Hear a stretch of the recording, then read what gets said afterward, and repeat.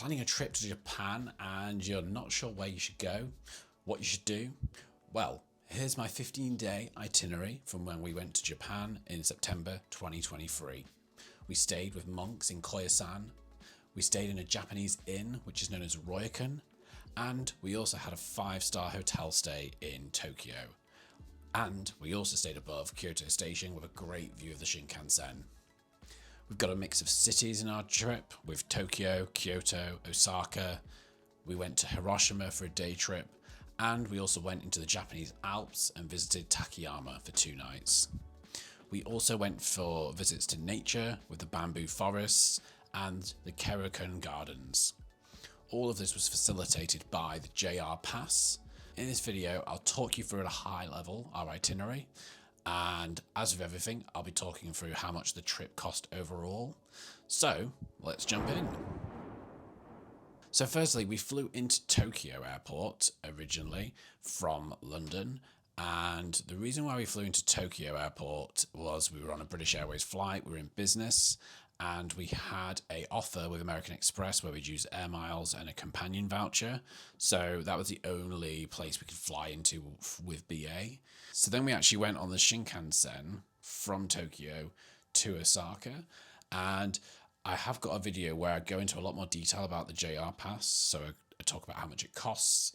I talk about how to figure out whether it's worth it or not. They do have a really handy calculator on their website that you can go to, and you can plot all the journeys you're going to take, and it will show you whether you're going to save money by buying the pass or by just booking the trains individually when you're there. Have a look at that video, it's in the description below. When we arrived in Osaka, we stayed for 1 night at the Riga Royal Hotel. We chose this hotel because it was not too far away from the train station, and it just looked like a really nice standard hotel. I actually have got a video review I've done for that. If I'm looking at it again, it was useful for us, but it probably wasn't the best place to be if you wanted to go and eat things in the evening at restaurants locally, because it was at least a 20-30 minute walk to really anywhere that had anything going on. It was on an island, and the hotel was mostly for a conference center. So it was useful for us because when we arrived, we stayed there that 1 night and we left our bags there, and then we went up to Koyasan.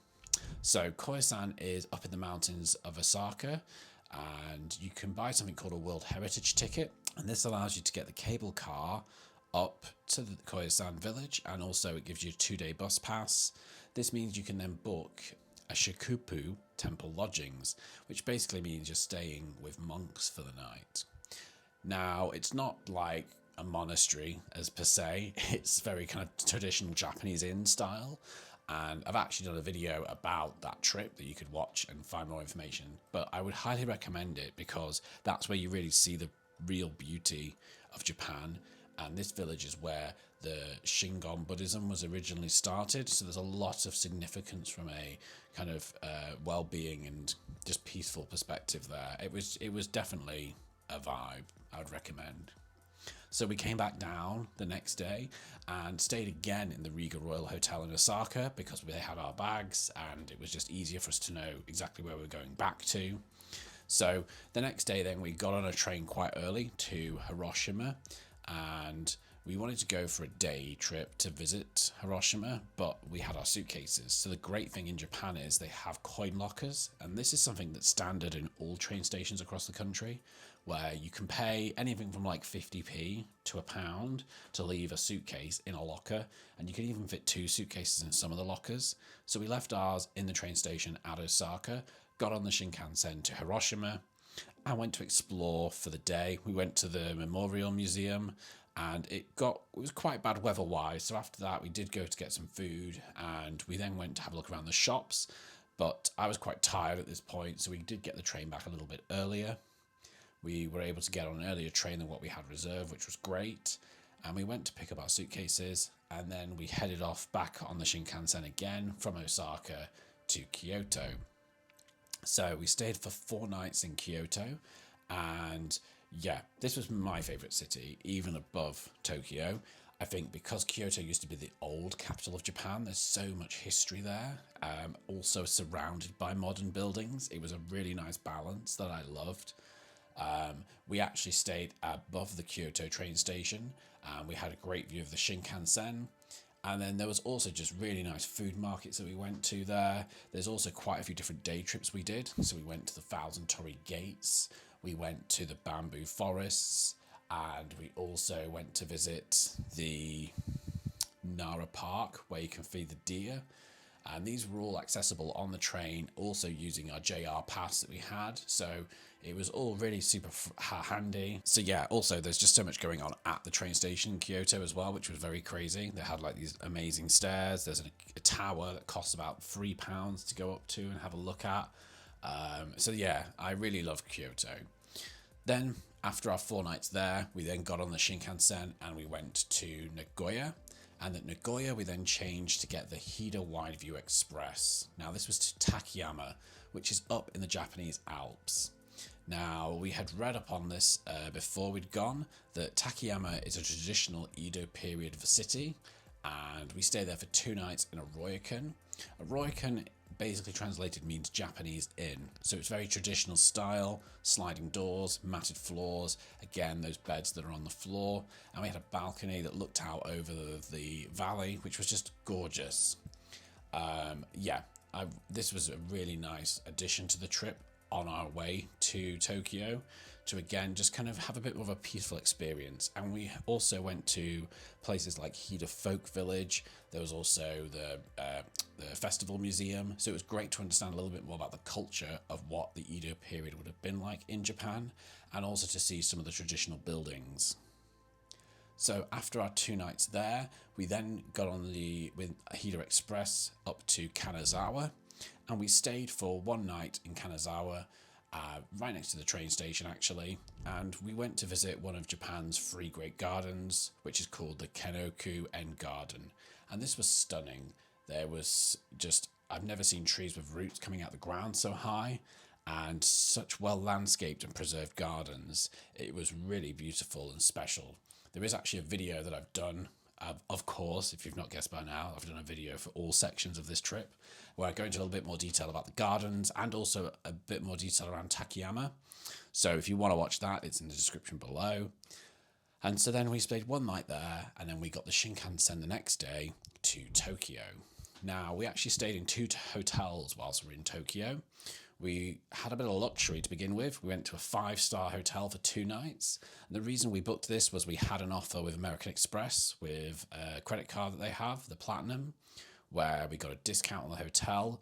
And then we stayed the other 3 nights in Shinjuku. So yeah, we did a wide range of things in Tokyo, from going to Planet Labs, which is kind of an immersive art experience where there's lots of different rooms you go in where you're just wowed. And I mean, again, watch the video that I've done for Tokyo and you'll see, I mean, here are some of the images anyway, but yeah, anyway, I'm just rambling now. We did quite a few different activities in Tokyo. Shopping was high up there on the list, quite a bit. We also went to explore Harajuku. We didn't actually go to Mount Fuji in the end. We did look at it as a potential day trip, but we were by that point quite tired. We did go and explore the Robot Cafe, which I definitely recommend if you're in Tokyo, go and experience it. It's people who have not got the physical ability to work in a cafe, but want to. And so they've created these avatar robots that allow them to control them and talk to people in the cafe. It's an amazing example of tech for good. We enjoyed local ramen from one of those tiny little ramen shops. We went to see the Shibuya Crossing, of course, from Mag's viewpoint. All of my kind of tips and the more detailed itinerary of Tokyo is in the video below, so check that out. This trip, if I haven't mentioned already, it was in September 2023. So let's talk about how much it all cost. So the travel in total was £1,543. That was made up of flights, the JR pass, which was valid for 14 days. And all of these costs, by the way, are for 2 people. So this is the combined cost for both of us. So the Suica cards, which we loaded up with around £78, I think, between the 2 of us. And we got a taxi twice in Tokyo. And then also the Koyasan World Heritage ticket was £44 for both of us. Accommodation overall cost £1,864. Now, this was Osaka, $212, Koyasan, $170, Kyoto was $390. and Takayama was 314, Kanazawa was 134, and Tokyo was a total of 643. Now the 5-star hotel was around £300 of that 643, so it was half of our cost, but it was our birthday, so we wanted to splash out. And then spends overall broke down to around £1,522 for the full 15 days. So that was around £1,141 on food, £151 on shopping, but bear in mind I did do more shopping than this. I've just not included the cost of an iPad and some expensive headphones because I don't think that would be a standard holiday expense. And then activities, so this was going to either museums or to like the Tokyo Sky Tree, for example, so the ticket and entry prices to those, that was £231. So all in all, the total cost for Japan for 15 days was £4,930, and that was for both of us for a 2-week trip, which I was actually quite impressed with, especially considering there's a 5-star hotel in there for 2 nights, and the flights that we got to and from were business class with British Airways. Again, there's a video I've got around how we got that flight so cheap. It was through Air Miles, but when I said I was going to Japan, a lot of people went, oh, it's really expensive, like it's going to be the most expensive place you've ever been. But I'll be honest, I probably spent more money than this going to New York or other cities, and so it didn't seem that bad. Even when we were there, getting a Starbucks was like £3, which is actually cheaper than it is in the UK. And a lot of food places, you could get food at a lot cheaper cost than you would do, especially in the UK right now. So I don't know. I don't know how I agree. I mean, I imagine you could spend that money, but personally, I didn't think it was too expensive. That's the 15-day itinerary to Japan. As I said, it's meant to be just an overview. There is other videos that give you more detail if you have specific things you want to look at on those places that we visited. But the JR Pass was really the crucial thing that allowed us to go and explore the whole of the country. And because it's so fast and convenient, I would recommend looking into it. And what I really loved about this itinerary is we researched it beforehand, like we always do with our trips, but we had a good mix of being in the middle of crowds in Tokyo, but then also being in the Japanese Alps, where you just had a completely different experience. So it really kind of helped us to re-energize along the journey. If you had less time than 15 days to visit, I'd probably recommend just doing 3 stops. So I'd recommend Kyoto, just because it was the old capital, so you've got so much like old and new. It's really interesting to see. Takayama, definitely, because the Alps were worth it. It's just beautiful. And then Tokyo.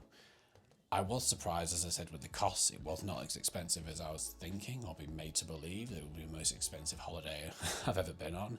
If anyone's been to Iceland, you'll know how expensive that is. It was not as expensive as Iceland. So yeah, I hope you've enjoyed. If you have any comments or questions, please leave them below. And as always, there'll be a new travel video every Monday. So hit the subscribe button and you'll be notified when the new video comes out. Thanks for watching.